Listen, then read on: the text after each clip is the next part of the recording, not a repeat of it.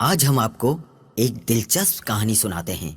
ایک دفعہ کا ذکر ہے، ایک دن خرگوش نے کچھوے سے شرط لگائی کہ ہم دونوں دوڑ لگاتے ہیں، دیکھتے ہیں کہ شام تک کون سامنے والے پہاڑ تک پہنچتا ہے۔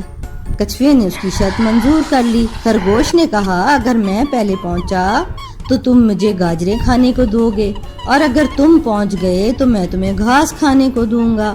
انہوں نے بندر کو اپنا ریفری مقرر کر لیا۔ بندر اچھلتا کودتا پہاڑ کی طرف روانہ ہو گیا۔ خرگوش اور کچھوا اپنی منزل کی طرف روانہ ہو گئے۔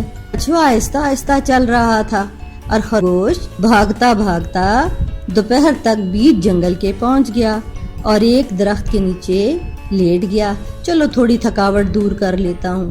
کچھوا تو شام تک بھی پہنچ پاتا ہے یا نہیں؟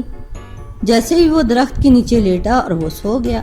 کچھوا دوپہر تک اس درخت کے نیچے پہنچ گیا، دیکھا تو خرگوش سو رہا تھا۔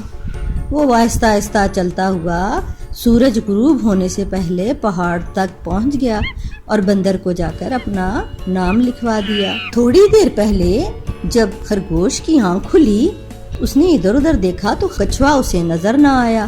وہ بھاگتا ہوا سورج غروب ہونے سے پہلے پہاڑ تک پہنچ گیا۔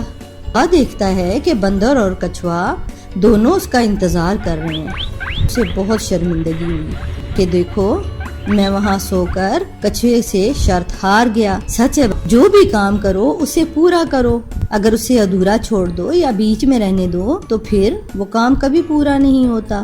اس طرح خرگوش اپنی شرط ہار گیا اور پھر وہ واپس اپنے گھروں کو آ گئے۔ کیسی لگی کہانی؟ پسند آئی؟